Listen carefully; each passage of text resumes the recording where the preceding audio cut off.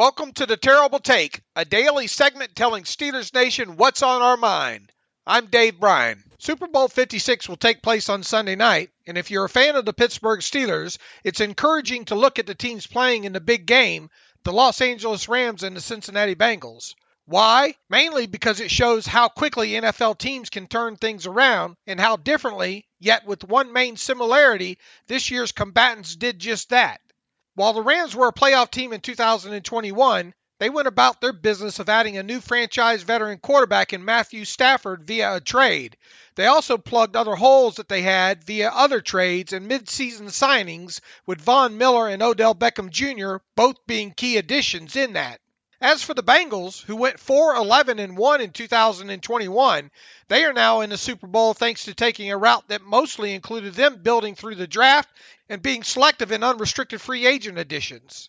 Just look at young quarterback Joe Burrow, a second-year player, rookie wide receiver Jamar Chase, and veteran cornerback Mike Hilton for examples of those actions. Quite honestly, the offensive lines for both the Rams and Bengals weren't overly great in 2021. After all, the Bengals had their quarterbacks sacked 55 times during the regular season. Both teams didn't necessarily run the football great throughout the regular season as well. Both offenses, however, still managed to post healthy explosive play rates, something the Steelers' offense certainly couldn't do. While both teams didn't have defenses in 2021 that will go down as being fantastic, both were just good enough against the pass and the run. Oh, and when it comes to turnover differentials, the Rams ended the regular season just +2, while the Bengals were dead even. With all that I just said about how both the Rams and Bengals were able to get themselves to this year's Super Bowl, maybe sounding somewhat simple despite using different paths, it's still hard to ignore the one thing that both teams seemingly have in common, and that's a franchise quarterback, with both being former first-round draft picks at that. That's a big yet obvious factor that just can't be overlooked.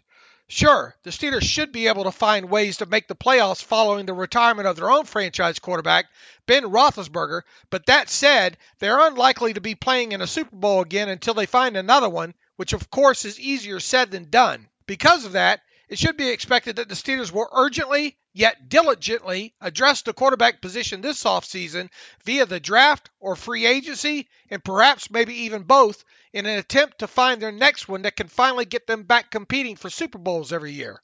After all, the NFL has long been a franchise quarterback-driven league, and as of right now, the Steelers are without one. The Rams and the Bengals, however, both seem to have had that main base covered, at least for now. Be sure to follow us at SteelersDepot.com and check out episodes of The Terrible Take every day at 5 p.m. Eastern Time. And check out The Terrible Podcast with myself and Alex Kozora every Monday, Wednesday, and Friday.